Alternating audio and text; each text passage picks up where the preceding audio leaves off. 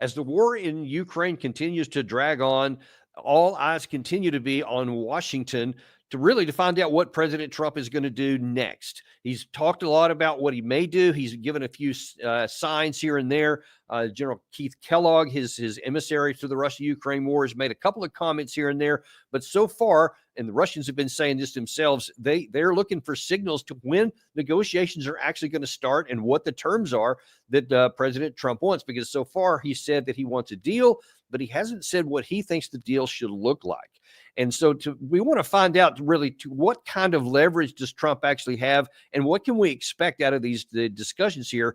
And there's nobody better to do that than Colonel Douglas McGregor, CEO of Our Country, Our Choice, highly decorated combat veteran and definite friend of the show.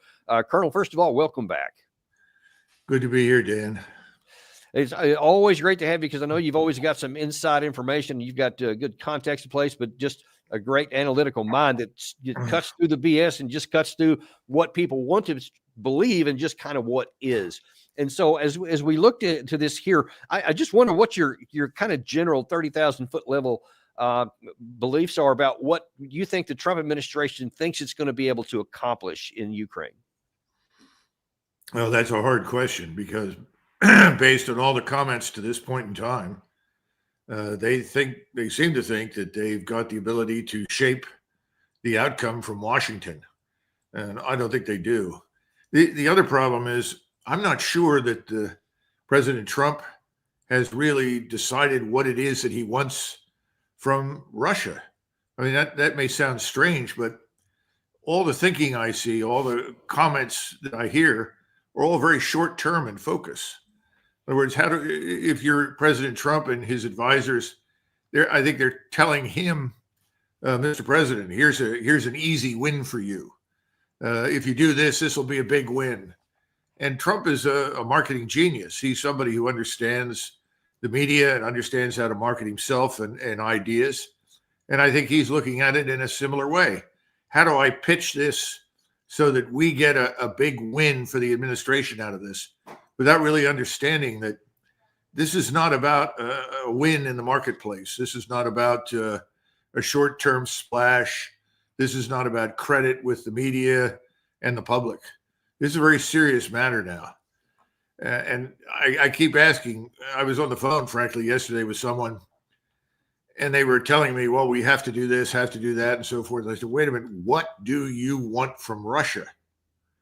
And finally, the man, after repeatedly dodging the question, said, well, what do you think we want from Russia? I said, I think we want from Russia the same thing that Russia wants from us: peace and cooperation. And in fact, here's this is one of the comments that Trump has made that may give a clue to what he thinks. Here's how he put it. Zelensky wants to make a deal. I don't know if Putin does. He might not. I don't know. He should make a deal. I think he's destroying Russia by not making a deal. I think Russia's going to be in big trouble. You take a look at their economy. You take a look at the inflation in Russia. So I would hope. I got along with him great, and I would hope he wants to make a deal. It seems, Doug, to me that kind of inherent in his comments there makes me wonder if whether it's intelligence individuals or just some of his close advisors seem to be telling Trump that Russia is in need of a negotiated settlement, that they're hurting, that they're losing large numbers of people or so. Is that an accurate prospect? What's very frightening is that he actually thinks what he's saying is accurate. And we know in the world today that everything he just said is completely false. The Russian economy is not on the verge of collapse. The Russian military is stronger and more capable than it's ever been. The Russian society is cohesive and resilient. All of this is just utter and complete nonsense. The tragedy is that he has surrounded himself with people who are trying to hijack this administration the way they hijacked the first one. That means convince him of something that's not true, and then push him in a direction that results inevitably in confrontation and failure, which I think is what the people around Trump want. They want confrontation with Russia. confrontation with Iran, confrontation with virtually everyone everywhere. And President Trump has this sort of pre-designed reaction to these things that tells him, well, I've got to be strong. And if I'm going to be strong, I have to threaten. This is the bully, bribe, and bomb complex. All of this is nonsense, has nothing to do with what's happening on the ground right now. But just to add to the level of delusion, he's talked in his public speeches about suppressing the price of oil. He's talked about suppressing inflation. Talked about suppressing interest rates, a whole range of things over which he, as president of the United States, has practically no control whatsoever. So he conveys the impression to people that he's there. He's going to right all the wrongs of the last 4 years. He's going to turn the spigot and bang, on comes the oil and the natural gas. The problem is we have not adequately invested in oil and natural gas for years. And you can't incentivize that industry to do something overnight that it's unclear is ever going to happen. In other words, he's deluding the public. I think this is going to have terrible consequences. In the first place, it'll have consequences is in Ukraine. I do not see any evidence that the Russian government is prepared to cede anything to us or quote unquote NATO, whatever that is at this point, because I think it's largely an empty facade. It's just us and a group of people that we call NATO. And actually, I want to put that up there because you mentioned the oil issue. This is one of the comments coming in from his Russia-Ukraine czar, General Keith Kellogg. The most important thing I think everybody needs to understand, it's not going to end kinetically. What I mean by that, it's not going to end by killing each other. This is going to end, and he said this yesterday when he was at Davos, that the key role of not only diplomacy, but economics as well. Let me just use one example, oil. The price of oil right now is probably, when you look at Brent or WTI, the baseline pricing, it's about $78 a barrel. So Russia's getting billions of dollars of money from oil sales. What if you drop that to $45 a barrel, which is basically the baseline break-even point? That's what he made the comment yesterday. And this is where the president comes from. He comes from it economically, and he comes from it diplomatically. That's how we're going to finish this thing off. It's not going to be done by killing each other. Well, let's look at the first prospect that he said there first, that this war is not going to end by one side killing the other. Is that a safe bet? Is it not possible for the Russians to actually have a military victory? Absolutely. They've already had military victory. There's no question about that. If they decide to cross the river and march all the way to the Polish border, who's going to stop them? Are we? Are the troops sitting in Poland, spending their times in bars and nightclubs and running around after Polish girls, as I suspect many of them do? Are they ready? Are they vigorously trained? Are they ready for a form of warfare that we're unfamiliar with? I think the answer is all no. So it's just nonsense. Everything that Kellogg said is nonsense. Imagine, even if it were possible, and it's not possible for us to drive the price down to $25 a barrel. But if it were, what would that do to our domestic oil and natural gas industry? Right. Catastrophic. Yeah. This is just stupid. This is a one long string of stupidities strung together. President Trump needs to get rid of all these people. They're giving him such bad advice. We cannot determine the outcome in eastern Ukraine. We don't have the power, we don't have the resolve, and we do not have the backing of the American people for a major regional war to influence anything. So who's going to decide the outcome? Answer, Moscow. Moscow will decide the outcome. Who is this man Zelensky? He is nothing. He is a puppet at the top of a criminal regime, an organized crime state that we've kept flush with cash. He can go tomorrow morning if we want him to go. This has no use whatsoever to talk about Zelensky as an important player. He has no legitimacy. He's done everything in his power to shut down democracy, destroy human rights. It's a waste of time even speaking about Zelensky. He just needs to be removed. And if the United States government wants him to go, he will go. Well, apparently the United States government at least hasn't so far wanted him to go. And another constituency that doesn't seems to be the European Union, because they gave him a big opportunity here to speak in front of a group at Davos. If there are no strong security guarantees, no NATO, no military contingent deployed, no long-range weaponry, how do you think, if Putin comes back, he will definitely come back with the army 10 times more than the grouping he had in the very beginning of 2022, because it is already almost 4.5 times more than it was. And when he comes back with this grouping for the full occupation of the countries that are former republics of the USSR, that is number one, and then he will do what he has done with our Crimea. He will be coming to other EU and NATO countries to stand there, to issue those ultimatums, to make demands to the countries. He will be bringing us and you, everybody, to the world that lives in his head. This is what will be happening in case there are no strong security guarantees. I thought it was ironic that there at the end, he said that Putin is the one who is creating fiction in his head that doesn't exist. And gracious, when you look at a map and you look at the what's happened over the last, 18 months or so, just as a minimum, there's probably somebody who's not looking at things realistically, and it isn't coming out of Moscow.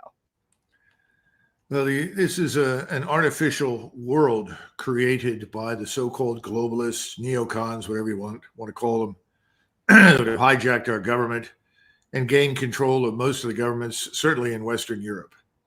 And in this artificial world, those kinds of statements are taken seriously. We know they're all nonsense. President Putin has absolutely no interest in marching further west, but he's going to do whatever is required to secure his country's interests in Eastern Europe. That's very simple. And right now, that's stabilizing Eastern Ukraine, coming to a new territorial arrangement, and hopefully with us and our so-called European allies, some sort of arrangement regarding the size and movement of forces. You know, one of the more disturbing things that I've heard recently is an attempt to link nuclear arms reductions to some sort of deal in Ukraine. The Russians are happy to talk to us about reductions in nuclear armaments, but it's not going to be linked to Ukraine. Ukraine is an entirely different set of circumstances, but it's back to this notion of we want Ukraine to join NATO. By the time this war ends, I don't think there will be a NATO. This is self-delusion on a titanic scale. You know, there's something else that's wrong here. President Trump is not a stupid man. He knows this is not his war. He's under no obligation to pick it up and carry it forward. He's making a mistake that Nixon made in 1968 or 1969 by pressing forward into Cambodia, widening the war, ultimately sustaining more casualties, more human losses after he becomes president than Johnson sustained while he was president. This is unnecessary. President Trump needs to get out of it. He has a very, very ambitious domestic policy agenda. If he wants to achieve anything with that domestic policy agenda, he needs to shut down these overseas adventures. None of these things are important to us as Americans, not a bit. I want to zero in on the first thing that Zelensky was saying there, though. You talk about there's an agenda with what a lot of the Western European countries want, et cetera. And obviously they seems to be very intent and happy to do anything that's going to, quote, harm Russia. But that has a limit. And if it harms them too much, apparently, there could be some limit there. Do you think there's any prospect that Zelensky was asking there that he wants literal security guarantees from Europe? Is there any states in Europe that are willing to go to war to Russia in order to protect Zelensky?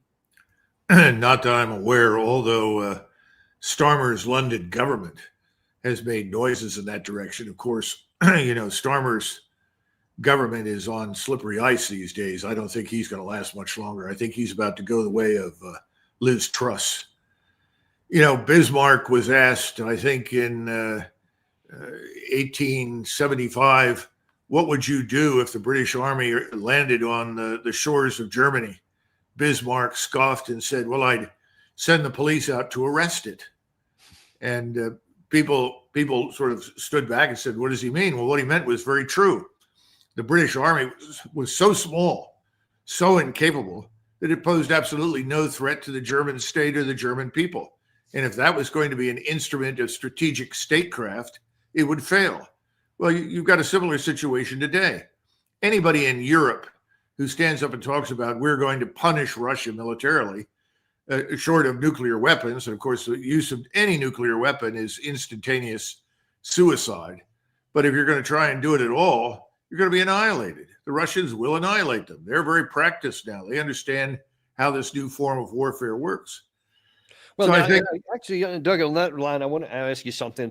I'm gonna pull up here from your book, Margin of Victory, which you published here before. And in one of these sections here, you're talking about stuff that happened during World War II. And I think it's very instructive here because one of the reasons people don't believe what you just said, that the Russian army is all that they need to be worried about it, and why some even think it's possible to give security guarantees, is because they see what happened in the Kherson city, where Russia was forced out in the early or the late summer of 2022, and the Kharkiv area where they were pushed out a lot too. So a lot of the popular belief is that Russia was a lot weaker than they thought, and they probably still are. But here's something that you wrote that I think is very instructive. I don't know if you can tell me how this applies to this current situation. You wrote, during the night of 14-15 September 1941, the armored spearheads of two German armies met at Lokitsa, 120 miles east of Kiev, forming an iron ring around 1.6 million Soviet troops. In what turned into the greatest battle of annihilation in recorded human history, the German Wehrmacht destroyed 4 entire Soviet armies and most of 2 others, inflicting 1 million casualties and capturing 665,000 Soviet soldiers. So one might think that with that level of losses, the war is going to be over right then. But as you continue on, less than 3 years later, on 22 June 1944, the third anniversary of the German invasion of the Soviet Union, 2.5 million Soviet troops launched an offensive, striking German Army Group Center along a 360-mile front offensive, ending at a great semicircle at the Moser on the Pripyat River to the Darwana River. Without interference from the German Luftwaffe, Soviet spearheads had advanced over 125 miles in less than 12 days. By the time the Soviets recaptured Minsk on 3 July, 25 divisions and 250,000 troops had simply vanished. How did Russia go from losing a million and almost 1.6 million people total to then turn it around just 3 years later to go on this juggernaut? And is there any comparison to the current Russian military?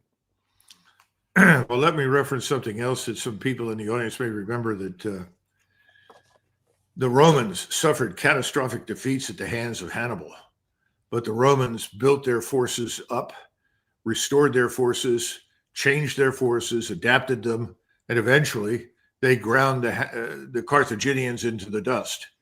You have something similar that happens during World War II. Now, admittedly, I know the Russians don't like to talk about this sort of thing, but we destroyed Germany's oil industry. So by June of 1945, there was enough fuel to keep one German aircraft in the air for about 2 hours, which of course is nothing. And most of the German aircraft were above German cities, trying to prevent the cities from being annihilated from the air by the US and British Air Forces. So this was of enormous value to the Russians, who no longer had to deal with effective German tactical air support. The point is, though, that the Russians always have and have always had the advantage of falling back into the interior. When the Mongols destroyed Kiev in the 13th century, or I guess it's the 13th century, they fell back and then finally moved north. That's why the center of gravity for Eastern Slavic civilization and Christianity moves north to where it is now in Moscow and Smolensk, because the Mongols destroyed Kiev. And they came back again and again and again. They have the depth, they have the cohesion, they have the willpower, the resolve, and the determination. And so we've seen that happen here again. The Russians confronted an enemy they frankly had underestimated. They were aware that we were building a force composed of Ukrainians designed to threaten Russia. They knew that. They knew they needed to intervene to stop it. but they had no idea how strong it was, how much power it could mobilize. And finally, they underestimated their ability to impress us with the small force they sent in to begin with. Well, that's history, meaningless today. And the destruction of Army Group Center is not a bad analogy for what's happened to the Ukrainians. They are on the verge of going out of business completely. And I wish somebody would stand up and tell the truth, and that includes President Trump, because if he has a humanitarian bone in his body, he should seek to stop this war, period. Stop the losses on all sides. We do not benefit from the deaths of Russians or Ukrainians.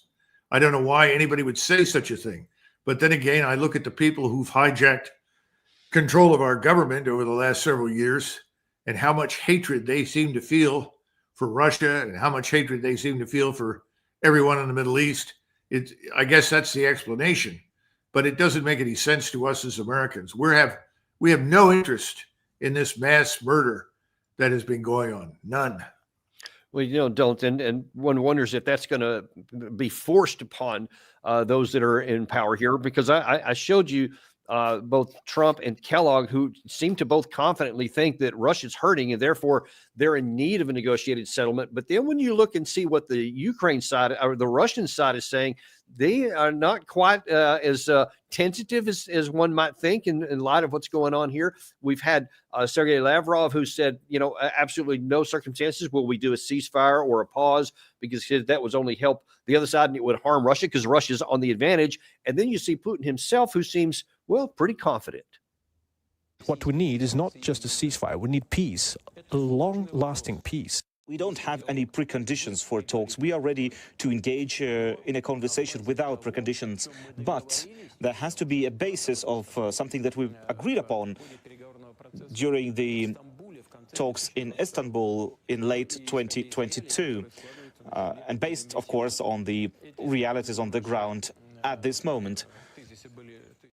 He's talking about realities on the ground. I think that what he has in mind and why he is so confident is, first of all, we have General Syrskyi, the commander of the Ukrainian armed forces, is admitting straight up that they don't have, even with forced mobilization, they can't bring enough troops in. So they are already, every single day, are suffering a net loss to their combat capacity.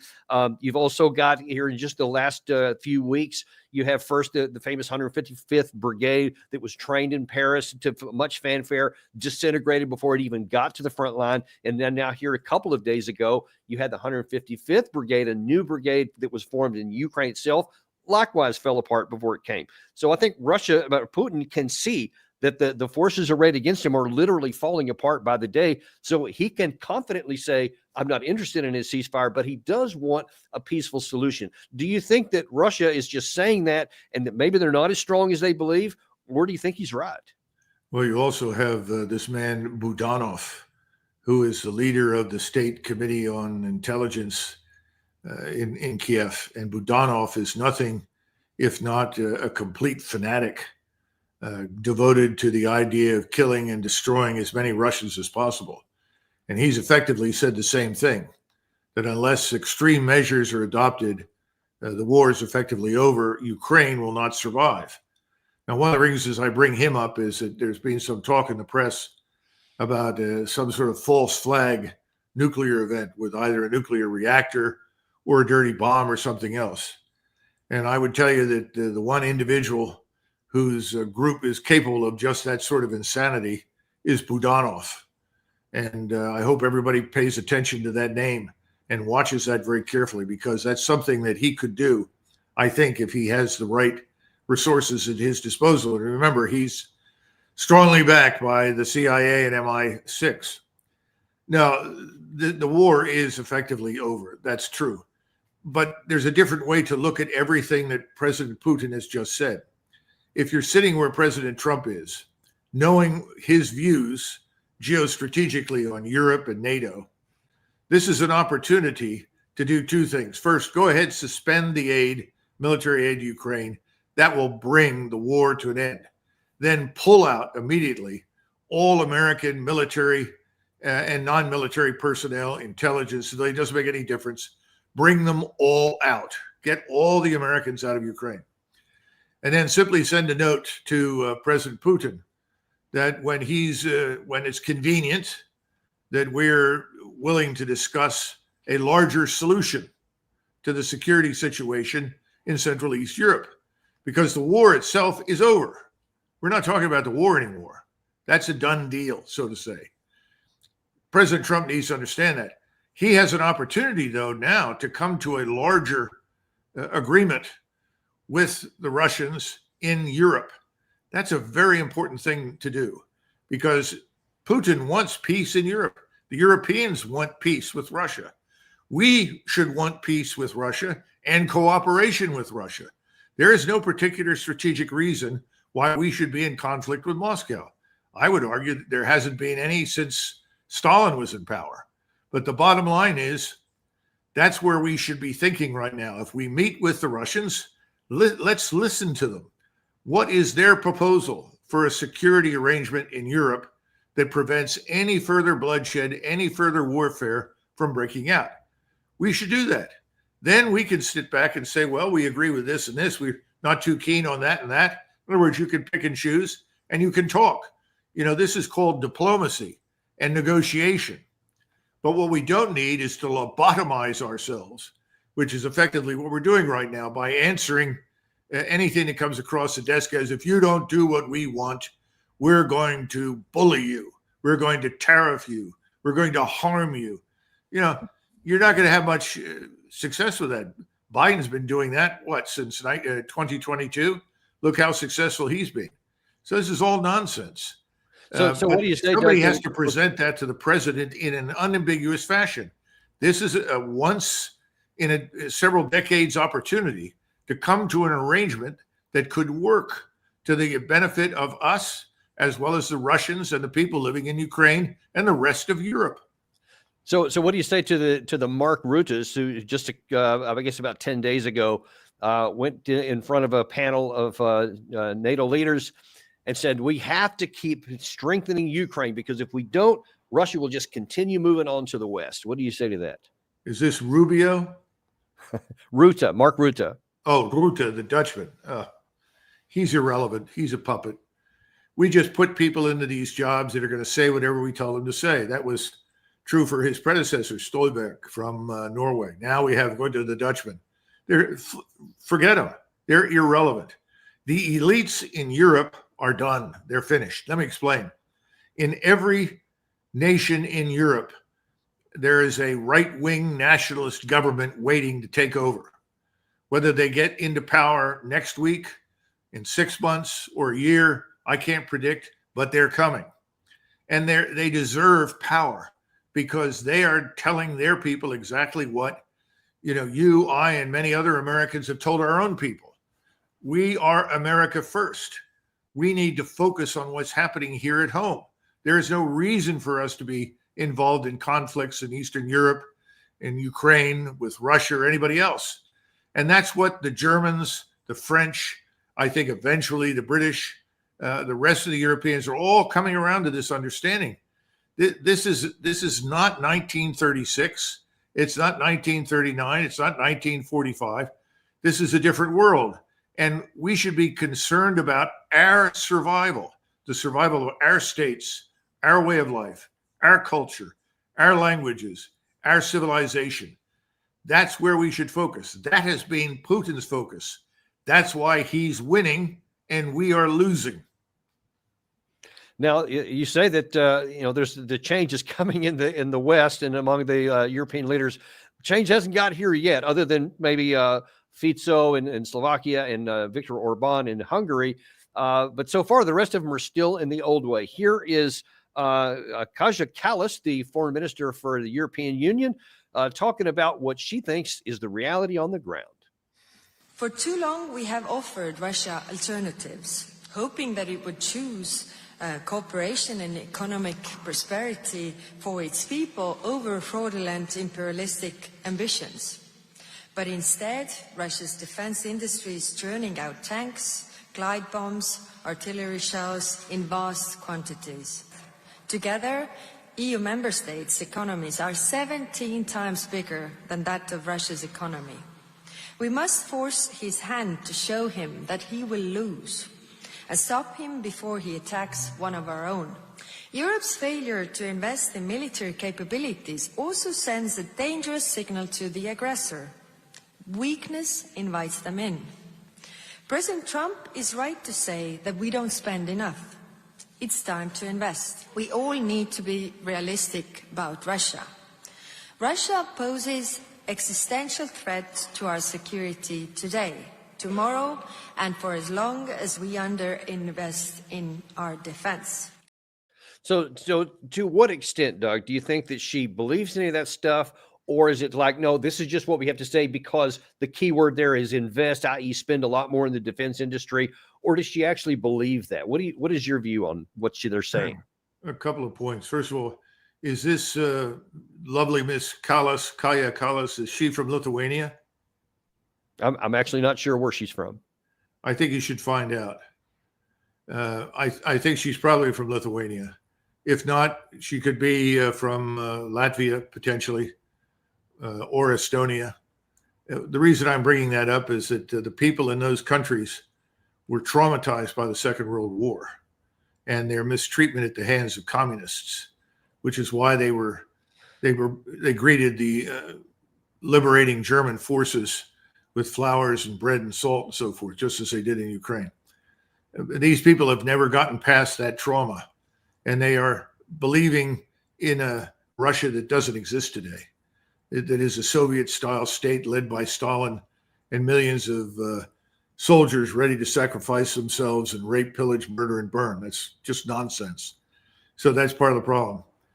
I don't know how you fix that, but if you could, maybe Gary can find out where she's from. Where is she from, Gary? Estonia. From Wikipedia, an Estonian politician and diplomat. Yes. Yeah, she's from Estonia, and these small countries, first of all, have very rarely been countries. You know, they were largely incorporated into other larger empires or confederations, and those countries on the Baltic, along with Scandinavia, were almost German colonies in much of the Middle Ages. We could spend a lot of time on it, but I'm trying to explain that her thinking is consistent with the attitudes and beliefs of the people that live in those areas for the last 60, 70, 80 years based upon their experience. The problem is that experience is no longer relevant because that state that was so heinous and evil that had been built up by the Bolsheviks and Stalin is gone. That is not Putin. Putin is none of those things. And we have tried relentlessly to tar and feather Putin with that reputation. So she's talking about an enemy that doesn't exist. Secondly, during World War II, the Soviets looked at how we were conducting the war and concluded that they were very fortunate. And they were fortunate insofar as they didn't have to deal with quote unquote unruly allies in the East. Oh, there were Polish-speaking divisions inside the Soviet army. There were Ukrainian-speaking forces inside the Soviet army. There were lots of different people inside the Soviet army, but they were all under the Soviet army. They were under one unified chain of command. And so those armies could be wielded as a very effective instrument. Neither we nor the Germans, the Nazi state, were able to do that. So we maintained independent formations, Hungarians and others in the East that fought with Romanians and Estonians, Lithuanians, Latvians, and independent national formations, the Germans, and in the West, we used independent French and British and Canadian and U.S. formations. And we had to negotiate our way through the war. We had to ask people to do things. We had to build consensus. It was a catastrophe. It's one of the reasons we got so far, or I would argue we got so little in terms of distance in such a long period of time. We cannot compete in this conglomeration of nations that she's pointing to with any degree of unity of effort against Russia. The Russians have unity of effort. That's the important part. If you have unity of effort, you have unity of command.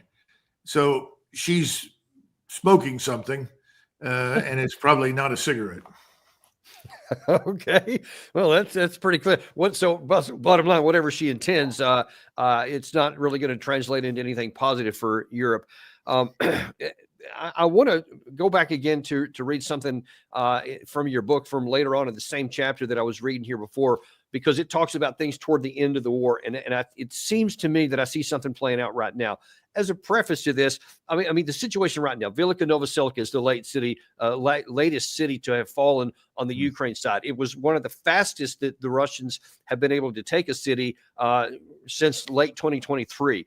Now then, they're starting to move more and more in, and evidence appears that they're about ready to start the actual assault on Pokrovsk, which could then just unhinge the entire Eastern Front, depending on how fast or how aggressive the Russians want to go onto there. But in any case, we already told you that the Ukraine side is shrinking by the day because they can't offset losses. Their formations are dissolving when they get into the front. So everything makes it look like that the war militarily is over. That sounded familiar because of what that I read here in your book earlier. You said the Wehrmacht, the German army, was defeated in World War II because Hitler and his generals disregarded one of the most important principles of international conduct articulated about 110 years earlier by Clausewitz. No one starts a war, or rather no one in his senses ought to do so, without first being clear in his mind what he intends to achieve by that war and how he intends to conduct it. The former is political purpose. The latter is operational objective. From July 1943 onward, the Wehrmacht in Russia lacked definitive operational purposes and attainable strategic objective. By 1944, January 44, the Wehrmacht's margin of victory was effectively lost. German soldiers and forces fighting with them from Finland, Hungary, Croatia, Romania, and Spain simply defended their assigned sectors to the best of their ability and often to the death. And that sounds so much like what is going on in Ukraine right now. There is no military purpose to anything they're doing. They're just hanging on to cities like Velika Novoselica, like Pokrovsk, with no connection to anything else. And how can it have any outcome other than what happened to the Germans in 1945? Well, to go back to the beginning of our discussion, everybody has talked routinely about harming Russia. What is the purpose of the proxy war against Russia? Is it to create a unified, strong, independent Ukraine that can determine its own destiny? No, it's to harm Russia. What happens to Ukraine is frankly irrelevant. No one cares. There's no one in Washington sobbing over the loss of 1.2 million Ukrainian lives, which is the current estimate that I'm looking at. No one cares. It's irrelevant. We're harming Russia. That's good. The problem is if you're looking at 90 to 100,000 Russian dead and the largest, most powerful and effective army in Europe, certainly since the end of the Second World War, I don't think we've done much harm unless it's to ourselves. So again, Clausewitz was right. What is your purpose? If anybody had looked at that from any from any logical angle, they would conclude this is insane. This is crazy. This is what you want to do. You want to sacrifice hundreds of thousands of Ukrainian lives on the assumption that doing so will harm Russia. Well, that's failed. And this goes back to the other point that I made. If you're President Trump, this is not your war. You didn't start it. You don't need it. You don't want it. Get rid of it. This is dead weight. You know, he's a businessman. When you've invested heavily in a particular stock or in a particular corporation and it fails miserably, what do? You cut your losses and you get out. That's what he needs to do. And he needs to then turn around and say, we have a different objective in Ukraine. Our objective in Ukraine now is cooperation and peace with Russia. Yes, peace. Wake up. We want peace. That is what Vladimir Putin is talking about. And this is not about he wins and we lose. No, there was never anything for us to win in Eastern Ukraine. Never. It's not Kansas. It's not Missouri. It's not Texas. All we've done is destroy the Ukrainian nation. And this puppet government that we installed in Kiev has helped to kill tens of thousands, hundreds of thousands of Ukrainians for nothing. Yeah, it's mind-boggling. And I just want to ask, just kind of categorically, it baffles my mind. I truly have a hard time getting there to understand, because we can hardly even blame the current Trump administration so far, because they haven't really done anything up. They may have been in power for a week. But when you look at the previous administration, and we're talking both in and out of government, whether that's like General David Petraeus, General Ben Hodges, several other TV generals that are on all the time, the administration officials, Kaja Kallas, the Borrell before her, all these different people. You mentioned Ruta, also Stoltenberg, all of these senior people, they seem to be, I don't know, and this is what I really want your view on. Is it inability to understand what used to be strategic basics like von Clausewitz, or is it that they think that somehow that they can be smarter than that and they can achieve something besides what thousands of years of human history say is the way things work? How could we be so bad and so far off the mark as a Western nation, or as a Western mindset? There are two answers to this question. First, look at the wealth that these people have accumulated. Where does it come from? Who's been paying them and who is paying them now? You know, how many times have you and others talked about senior officers? I had a classmate who became a brigadier general, and all he could talk about was, now I have to race to 3 or 4 stars. And if I can get to 3 or 4, I can make millions. And stop and think about that. That sort of thing goes on. These people are on a payroll. They're deriving wealth from people in New York City and Washington, D.C., and the corporations, the entities, the political structures that back them. They are rewarded for their lies. And they are all on the same sheet of music because they all benefit. The problem, of course, is that the American people don't benefit. And if this continues without a halt, and that's what I fear most of all right now, and that's why I voted for President Trump, if he doesn't put a stop to this, we will be dragged further and further into this abyss. It is not impossible that at some point, Moscow says enough and pulls the plug on us. They just say, we're not worth having around. We're not going to deal with these people anymore. We're going to destroy them. And then you have more than half the world aligned against us as it is. This is catastrophic. We don't want this. This is not going to help us. So the first answer is look at where the wealth comes from. And the second part is that if you've lied repeatedly, you know, all these people that you named, how many times have they told us that the Ukrainians were on the verge of victory? Just a little more of this or a little more of that, a little more artillery ammunition, a little bit better space-based intelligence, and the Ukrainians are going to drive all the way to Moscow. How many times have you heard that nonsense? How do you back away from the lies that you've told? We couldn't do that in Vietnam. And I would remind everybody that because we couldn't tell the truth about Vietnam, where we were no less confused about what we were there to do than we are today with regard to what's happening in Ukraine, Vietnam became a stain on the honor of the American people and its armed forces. We killed somewhere between 2 and 3 million Vietnamese for nothing.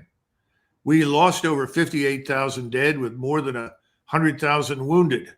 That was tragic, and that was nothing compared with what the Russians had sacrificed.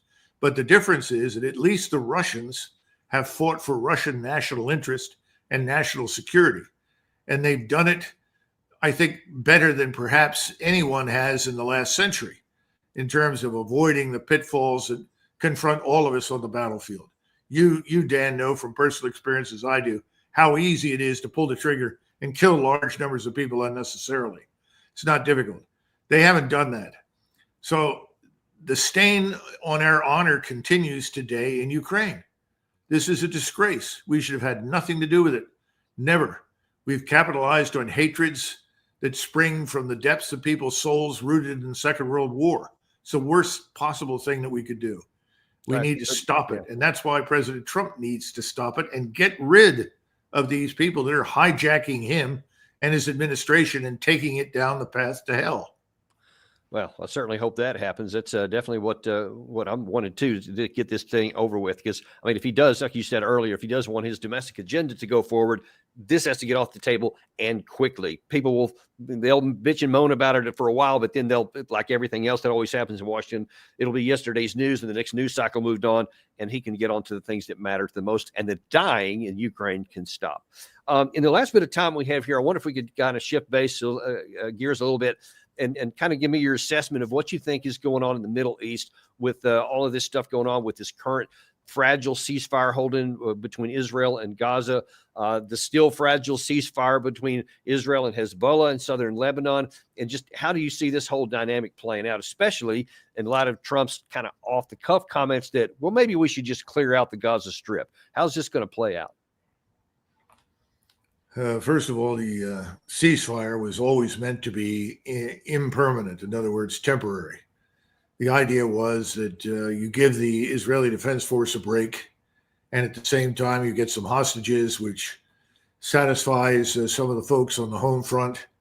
And then when it becomes useful to do so, you turn back to Gaza.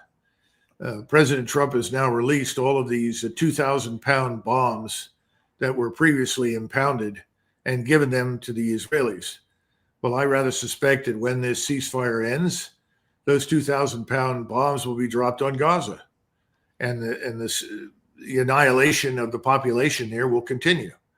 Now, I think President Trump has begun to figure that out, which is why he's gotten on the phone and made these ludicrous calls to King Abdullah in Jordan and General Sisi in Egypt, saying, I want you to take these Arab refugees. Please take these refugees. In his mind, he's saying, I don't want to kill these people. I want them to live, so they have to leave. But he's shocked when he discovers that they're not going to leave. They're not going to liquidate themselves, which is effectively what I think President Trump and others are asking. They are not going to volunteer for liquidation, the end of their cause, the end of their history, the end of their identity. They're not going to do that. Now, the Mongols had a solution to this sort of thing. They sent in armies of people and decapitated tens of thousands, salted the ground, tore everything down, destroyed everything in sight. That's what they did at Kiev. That's what they did at Baghdad. We are not Mongols. We're Americans.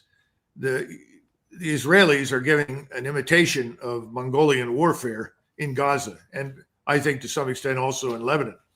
Is that what we want to do? Is that what President Trump wants to do? And to suggest for a second that there's a good beachfront property in Gaza and might as well turn it over to somebody who will use it is about the most callous disregard for human life that I can imagine. I don't even want to speculate about it. I want to assume that he did not realize what he was saying, and that was an off-the-cuff remark that should be quickly forgotten. So let me ask you that you very accurately articulated American vital national interest and interests in the Russia-Ukraine war. What is America's enduring interest in this whole conflict here and in the Middle East at large, if you could? Well, our interest at the outset was still in the region, regionally, stability and peace. And until we began to receive the kinds of information we've been getting about what actually happened on the 7th of October, and the fact that this was hardly a surprise to people at the top of the Israeli Defense Force and intelligence structure, we thought that some campaign of vengeance, what's the right word? Help me out here. I'm not sure where you're going. Well, a punitive operation to punish the source was justified. A punitive operation meaning a limited operation into the region, into Gaza, to root out and destroy as much as possible those we think are principally responsible. That's what we thought. Became pretty clear a month into this that that's not what happened in Gaza. What was going on in Gaza was that this particular event, which was not a surprise, was leveraged to justify the worst possible actions by the Israelis against anyone in their neighborhood that they don't want inside their country and they don't want near their country. And that's especially true in Gaza. So that's the sad and tragic state of affairs. So what is our interest today? It's a little different from what it was then. Some people will say, well, we have to have a two-state solution. I don't see how you get a two-state solution. I don't see any evidence that the Israelis will tolerate a two-state solution. I think their mindset is either we continue to do what we're doing or we go down with the ship. They may well be on the Titanic at this point, and that's of their own doing. But I just don't see a willingness to compromise and build a two-state solution. And who is going to govern in the so-called Palestinian state? Well, it's certainly not going to be the Palestinian Authority, which they're just viewed as a group of quislings that don't represent the interests of the Palestinian Arab population. So that means you're not going to get a government in a Palestinian state that's going to be amenable to anybody in Israel. And as a result, probably nobody in Washington, since really the Israeli lobby controls our government. So I think our interest at this point is to stop killing people and to disengage and tell the Israelis that if they want to continue with this policy of mass murder and expulsion, they'll have to do it without us. But I don't see that happening, Dan. What I see is the opposite. I see that they're ready as soon as the ceasefire ends to recommence the operation, don't you? That's certainly the way it looks to me. And comments from Netanyahu and several other leaders in Israel back that up. But what should we do? Let's say that President Trump is actually watching our show today, and after this is over, he calls you up and say, "Well, okay, we're in a mess." That he was literally handed from the previous administration, and they deserve plenty of blame for that. But now he's at the cusp of a new one. What could he do that would, I guess, the best in this messy situation, achieve American interests? Well, if we have an interest, I think we do, but I may be wrong at this point in time in Washington. If we have an interest in cultivating good relations for both commercial and business reasons with Saudi Arabia, the United Arab Emirates, the various Emirates in the Persian Gulf, Egypt, Sudan, the rest of the Arab world, certainly the Turks, then we would want to stop doing what we're doing, because the only thing that we're doing right now is poisoning the well in that region against any future connectivity or benefit that we might accrue. Again, and you should talk next time you talk to Chaz Freeman, who's an expert on this region, much more so than I am. But I think he'll tell you the same thing. We've poisoned people, millions, hundreds of millions of people against us, because we are seen as the indispensable nation for Israel and its bid to murder or expel millions of people from its country. And I don't know how you get past that. This is something that's going to be with us for a long time. Just as whatever we do now, this bad experience that the Russians have had with us is going to be with them for a very, very long time. And I don't know how much headway we'll be able to make in terms of some restoration or creation of some new normality. And that's the bad part. And that's why I think the only thing that you can do at this stage is say, look, if you're going to continue to do this, you're a sovereign state, you can do it. But we Americans are not going to underwrite it. We're not going to support it indefinitely. We're not going to support it unconditionally. That's true for Netanyahu. That's true for Zelensky, by the way, who is an actual puppet of ours. But nevertheless, the message has to be the same. We're not going to support this anymore. That's about as good as it gets from our standpoint. Man, that is really a sad commentary on the state of affairs in the United States today, when probably the best we can realistically hope for is to cause no further damage and to hope we can avoid an explosion there. But so much damage has been done because of the last number of years, and not just 2 or 3, but probably going back beyond that, that probably is the most realistic hope that we can have, because if we don't do that, it can get worse, and that's what I'm concerned about. But in any case, appreciate you coming on today, Doug, and giving us this insights into what is genuinely in America's interest in both of these two theaters of war. We really appreciate it. Okay, thanks, Dan. Oh, and I'm sorry, but one more thing before we go. Was there anything new going on in our country, our choice, that we need to know about? Yeah, there's a lot, and I've got to get back to Orlando soon because so much is happening down there. And rather than go into detail, I'll just tell people that starting in mid-March and April, we're going to start producing series of events series of what you would call a television show, but we're live streaming over the internet, that will take us to many corners of the United States, that will allow us to talk to many people around the country that are members and also people who are not members about a whole range of things, about the economy, what can be done, what needs to be done, improving our way of life, suppressing criminality, and finally, truly securing the border. And the other thing is, and this is just an observation, I wish I saw more evidence for a systematic, coherent plan going forward to both secure the border and expel the illegals. You know, again, as I've said many times, the easiest thing to do is you give people 120 days to get out on their own and tell them if they leave on their own and they can take whatever they own with them. And if they register on the way out with us, we'll consider them for re-entry in the future. But at that point, when the final clock strikes midnight after 120 days or something, and you're here, you're going to feel the full weight of law fall upon you. I still think that's a good way to do it, but I don't see that happening. In fact, I'm not sure what is happening. And the best way to do this is to publish, a systematic step-by-step plan that reflects the president's intentions. I don't see that yet. Do you?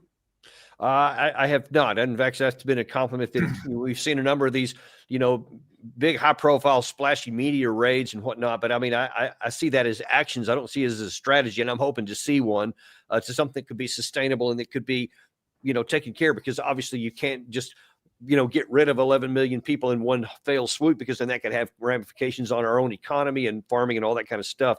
So somehow we've got to get it done. But I'd just like to see a plan. And so far, all I've seen is a few tactical actions. Yeah, well, these are some of the things we want to focus on at Our Country, Our Choice in the new programming that we'll have in March and April. And that's why we're going to various places in the country, try to get answers to these questions. We'll see. I feel it's a lot larger than 11 million. And the good news is that our economy will not suffer. Our economy, in most cases, will benefit because we're spending billions on free healthcare, free education, free this, free that we don't have to spend anymore. But that's neither here nor there. We'll sort through that in the future, one way or the other. Let's hope for a clear plan. Yeah, love to see that, and love to see your plan if the government doesn't provide one. But again, thank you very much for coming on today, Doug. We'll look forward to hearing more about that in the future. Okay, Dan. Thank you.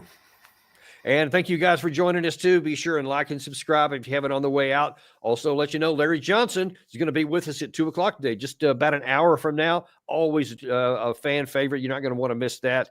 Also, remind you that we are on podcast now. I know some of your friends may not be able to watch on video, but they do like podcasts. Just let them know to go wherever they get their podcast, Apple Podcast, Spotify, any of those places. Type in Daniel Davis Deep Dive and you'll find us waiting there. And then also another thing I want to remind you about is just that later this afternoon we actually have a triple header going on, or almost a quadruple header going on today.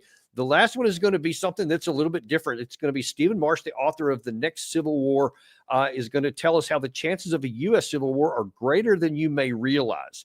And this is a little bit sobering. I did a show, I guess, a couple of months back, right before the election, actually, on the prospects of this. Well, now we have the actual author of the book himself to bring things up to date from what happened and what the prospects are from when he wrote this in 2022. Do not miss that show this afternoon at 3 p.m. Thanks very much, and we'll see you at that point on Daniel Davis Deep Dive.